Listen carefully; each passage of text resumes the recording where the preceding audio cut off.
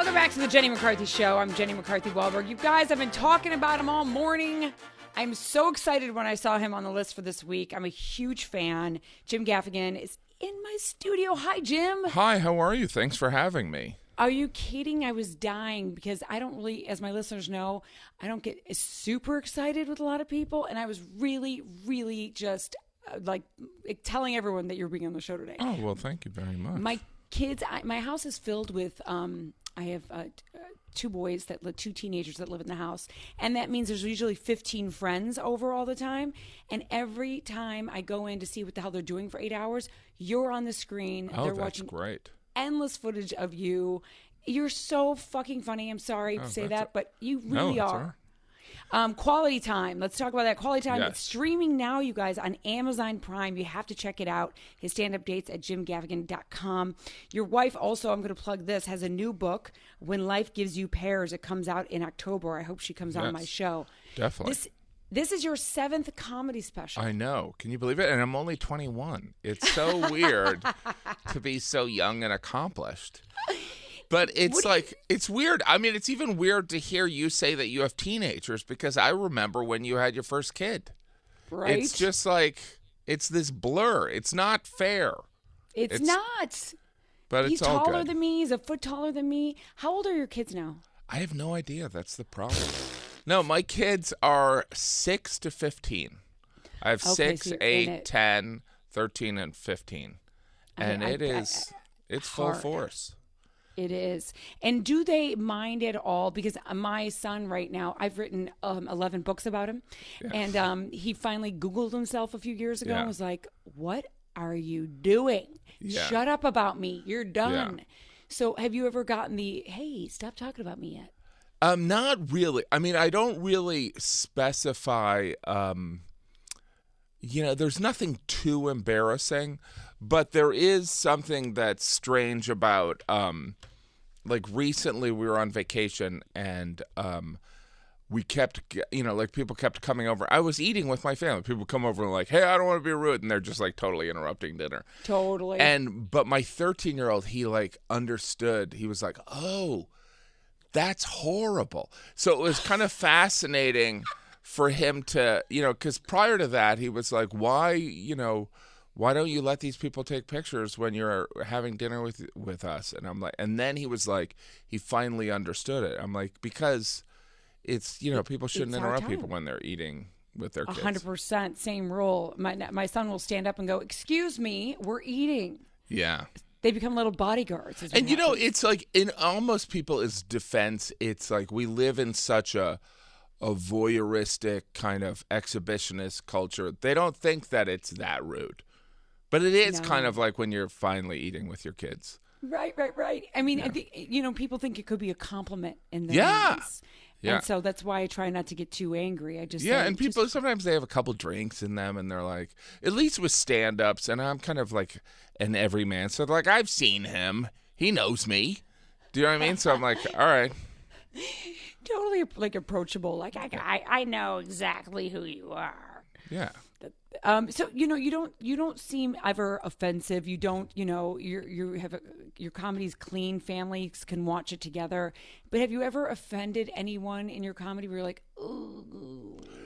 Yeah, I don't really try to do kind of. I'm not like a flamethrower kind of comedian, but we live in an age where people are easily offended. And so I do these commentaries on CBS Sunday Morning, and I'm almost kind of amused at how, you don't want to upset someone and you don't want to feel like they're being attacked. But like I'll do like a commentary on like the Kentucky Derby and people will be furious. I'll do something on the Tooth Fairy and my Twitter feed will just fill with people like, how dare you?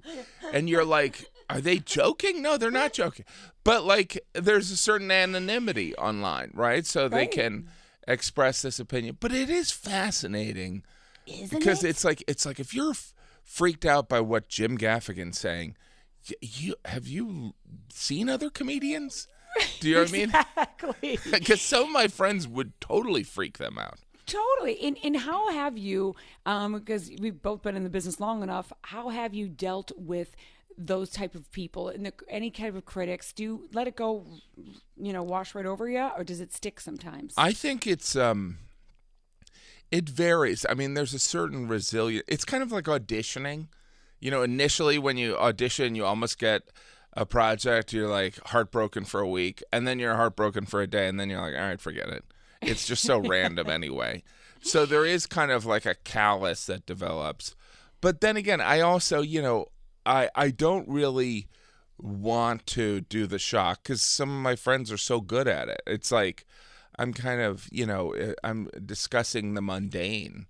Which I love. Oh, thanks. I love, and it's so refreshing to hear it. And the inner voice that you do out loud for yourself, the higher pitched. That's weird. Oh, that's weird. Oh, that's very strange. Should you bring up that? By the way, 2 days ago, I ate at Wahlburgers. And I don't know if that's like, and I had, I know you're connected with them. And I was in the Toronto airport. I don't want to brag. I was in the Toronto airport, and it was kind of like the only place open. And I went in there, and it is, as you know, it is like the screens are like they're Wahlberg propaganda videos just playing on a loop. And it's just like, you're like, wow, this is fascinating. But you know what? It was great. It was good food. And I was, it was the only thing open, and it was great. And so that means a lot coming from you. Yeah, no, and I eat a lot of fast food. And it was a breakfast sandwich. It was amazing. By the way, hashtag paid ad. No.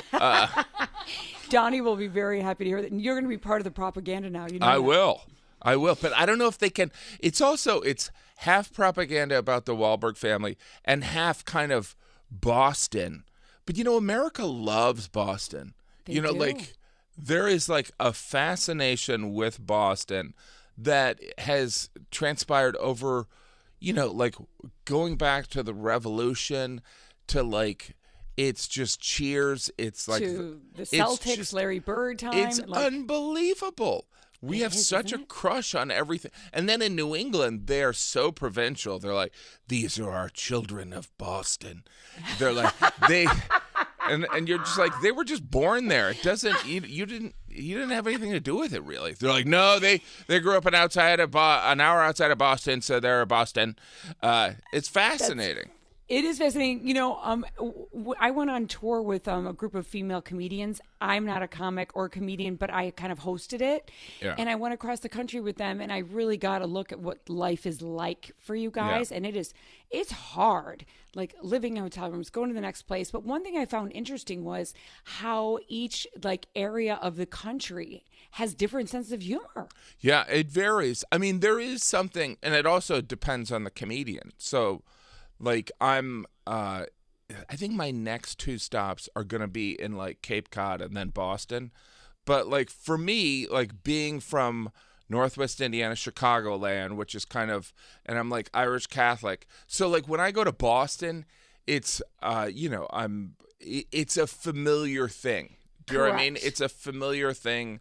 And it's fun also kind of doing jokes and seeing how people will respond differently. So in other words, if I do like some Jesus joke, people in New York City might laugh like, ha, ha, ha, like that would ever happen. And then in Alabama, they're like, ha, ha, ha, thank you for being respectful. And then San Francisco, they're like, ha, ha, ha, like that would ever happen. So it is like, it's fun, but it's also a challenge to make the jokes kind of universal. I was going to say, do you ever have to alter them in different areas? Not really. I mean, I would say that, people are pretty much the same, where there's good and bad in everyone. Yeah. Ebony and ivory. Do you know what I mean? Yes, Ebony. I do. But, there was, when you think about it, on that Paul McCartney, Michael Jackson song, there was probably more bad in Michael Jackson than in Paul McCartney. Do you know what I mean? Like, we now know that there was probably more bad. You're right. You're absolutely right. What a shocking thing. Right. Let's talk about that. We just finally took, I'm sure you talked about it for a month. No, but that's crazy.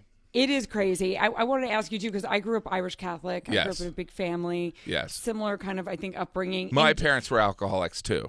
Anyway, no. But sorry, I was interrupted. I mean, there's so much comedy to be had growing up in that kind of world. You know what I mean? Yeah. That I mean, you still practice Catholicism, correct? Yeah. I mean, it is something that, well, it's amazing that, because I lived across from this church here in New York City for, I want to say 15, 20 years, never went in it, then met the woman who would be my wife, and then that's the church I go to every Sunday. It's like, it's weird. Like, the likelihood that I'm Catholic is pretty unlikely, but like, if you look at history, the likelihood that anyone's Catholic, like going back to like the Spanish Inquisition, Totally. like, it's like it's like the Crusades. It's like history. I mean, obviously recent history is really bad, but it's like, it's amazing anyone does it. You know, it is true, because when right in your 20s, you start to question some of the things I was taught by the nuns. Yeah. Like, I remember learning about limbo, and I was horrified that there could be babies bouncing around in an empty space that weren't baptized. And I would go home and I would be praying for these babies that are bouncing around in my head, this empty space, not being able to go to heaven. I just see babies bouncing like, pong. And then all of a sudden, 15 years ago, on the front page of USA Today, the Catholic Church says there's no more limbo. Yeah. And I was like, I've been praying for these babies in a box that have been bouncing around. I know. That was good practice praying. Good practice praying. No, but they're always changing the rules. All the human beings are idiots. Like, the fact that human beings think that every generation thinks, we figured it out, you guys, and we figured it out. Like, here's what we're going to do to cure these diseases. We're going to put leeches on you. We're going to, like, that was the thing. That was like the foremost thought of scientists, was like bloodletting. That was their go-to. They're like, you know what? I think maybe an hour of bloodletting will get rid of this satanic spirit. Like, human beings are dumb. They are. Did you ever think when you were younger, because in Catholic school, I looked at the nuns going, oh, they have a one-way ticket to heaven. I want to be that. So I grew up in the first 3 years of school wanting to be a nun. Did you ever go that far? No, I actually was very cynical and like, I was like, when I was in high school, I would join everything so it would be good on my transcript. But I didn't join the Young Catholic Warriors or whatever they were. Okay, and so it was like, I was super ambitious, but I was like, you know what, I can't fake that every Wednesday. So it is, but I was never, my dad almost became a priest, and then he had 6 kids, so he didn't have them. That would have been weird if he had them. Out of his penis? Like, that's a really small area. Do you know what I mean? I mean, well, the Gaffigan men are kind of, what? Sometimes I wish that guys could experience that just for a second, so you can understand what it feels like. It's insane. But you know what? I think that, like, here we are in August, and everyone should watch my Amazon special. But it's like, women, you guys are the better gender. You're way more attractive. Like men are just overall disgusting. Like, I have friends that are gay. I'm like, really? You're just, because men, they're just hairy and they're just gross and they look weird. Like, the feminine gender. Now, I'm sure I'm going to get in trouble for this. Men are just disgusting. They're disgusting. They're gross. I have 3 sons. They're disgusting. They are so stinky. Right? And my daughters are angels and my sons are orangutans. But that's where we rely on pheromones. Right. Thank God. Because we are animals, right? We are. Someone's going to connect to it. I'm going to plug your special again. Jim Gaffigan, Quality Time. You guys have to watch it. It's streaming now on Amazon Prime. You can also go and check out his stand-up dates at jimgaffigan.com. What do you do? I want to know this. This is your 7th comedy special, Quality Time. The 6 other ones and all the other stand-ups that you've done, what do you do with those jokes that you've loved in the past and you're like, oh, I don't want to let them go? And like, how hard is that? It's, there's something so enjoyable about coming up with new material. Like any comedian would tell you that coming up with a new line or a new chunk, nothing beats that. So I didn't expect that I was going to have, talking about a 7 special, but I'm just trying to get my dad to like me. And hopefully this 7 special, then he'll see that I was worthy of his love. You're right. You're carrying on the name with pride. I am. But it's interesting, the Irish Catholic thing, because I want to talk about that. Because I've been kind of looking at it, and it's like, so my family were like coal miners in Western Pennsylvania, and then they escaped Western Pennsylvania for Springfield, Illinois, and there used to be coals there. Like, there coals. There used to be coal mines there. Yeah. And, like, by the way, there used to be, like, oil wells in Cleveland. It's like there's all these things. But, like, and then they ended up moving up to the Chicagoland area. But it's like, I sometimes think, am I Irish Catholic or I'm probably more white trash Catholic than anything. I love Ireland. I've spent many weeks in Ireland, but I go over there and it's like even the Irish in Ireland, they like the Irish Americans like the Jughead kind of Tip O'Neill or like the Daly family. They look different than the ones in Ireland. Like in Ireland, totally. It's like, what, did all the huge heads leave? Because you guys look different. Do you know what I mean? It's like, yes.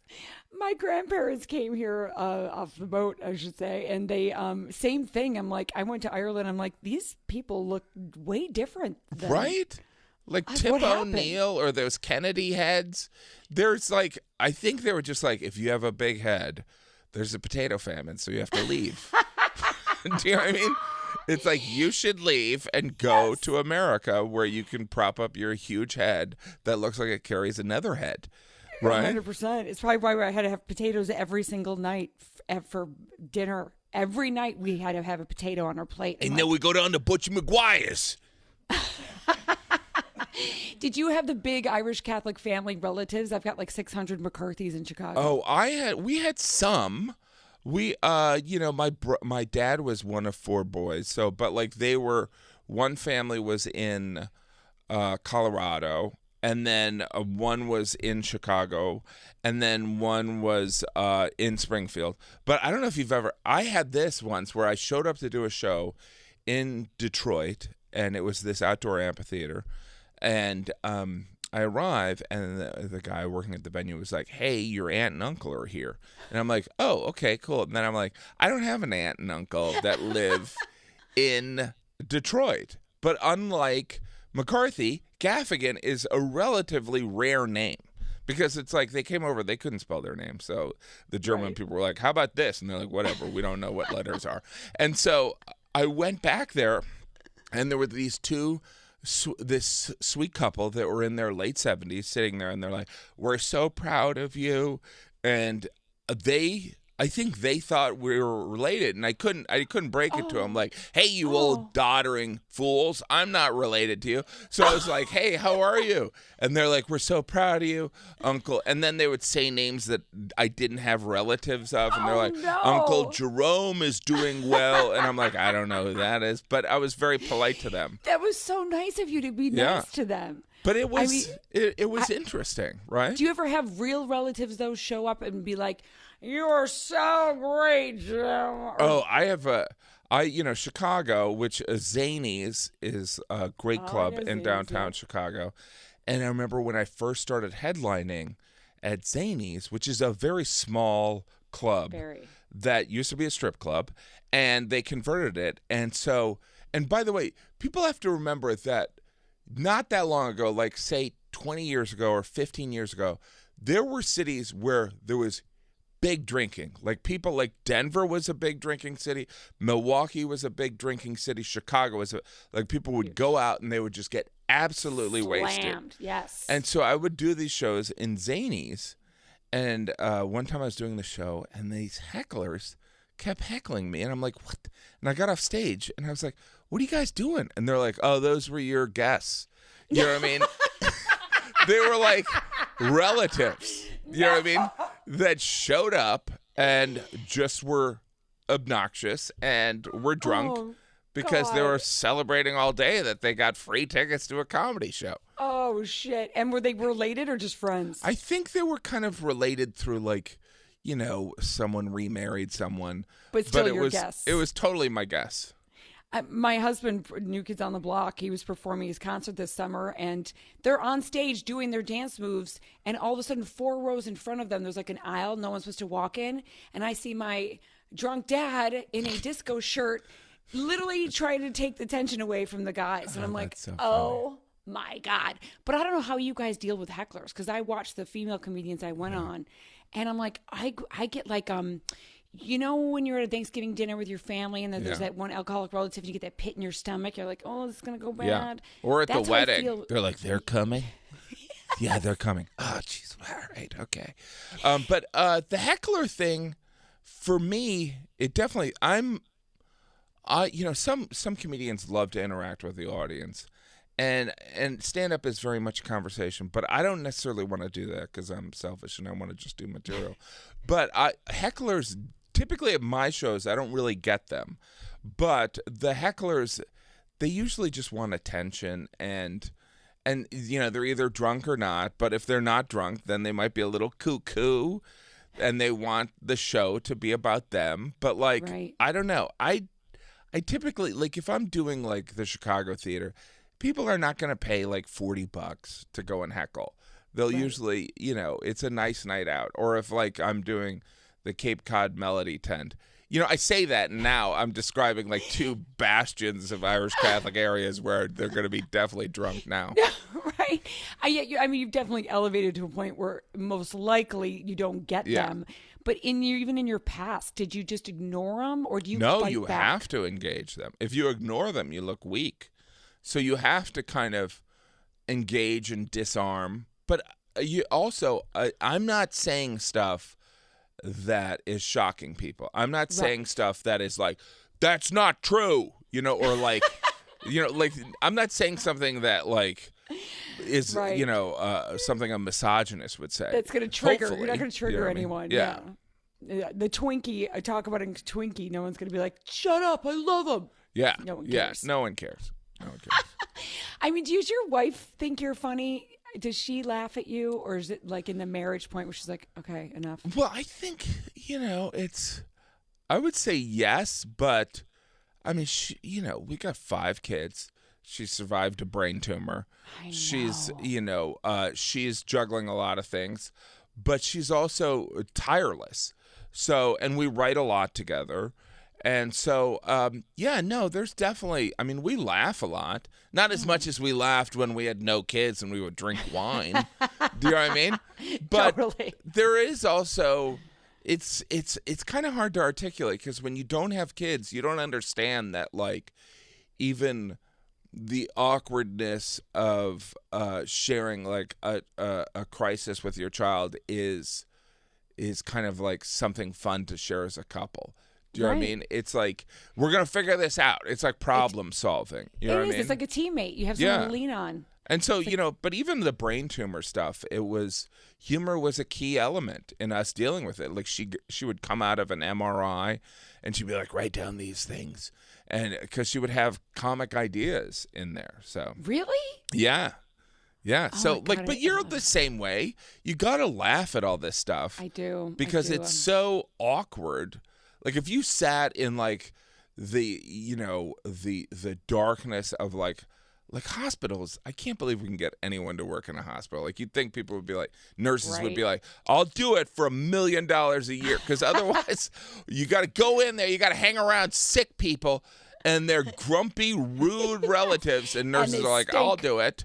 It's like, so you got to laugh about it because it's so brutal. You're right. I mean, I was in a neuropsychiatric hospital with my son Evan for years, like watching people, and I'm like, I was able to find comedy within. You have to. This horrible place. Your wife sounds like she's so strong. I'm so glad she's doing well now. But how scared were you, Jim? Oh, I was terrified. I would have been. I mean, I'm a mediocre dad as it is. So, like, it's like if I was a single dad of 5, it's like, you know, and I would have, obviously, I would have given up touring and acting and stuff like that. But it is still one of those things where I think that I have this appreciation for this opportunity. I've always loved doing stand-up and acting roles, but now knowing that just 2 years ago it was almost yanked away, outside of losing my life partner, it would have. So I have an appreciation for it. And I'm sure it brought you guys closer together. For a second. And then, no, it totally did. Do you know what I mean? That's what her book's about. It's also about her book, you know, she should describe it. But it's like, it's about kind of like you end up, you go through this life-threatening thing and you reprioritize your life.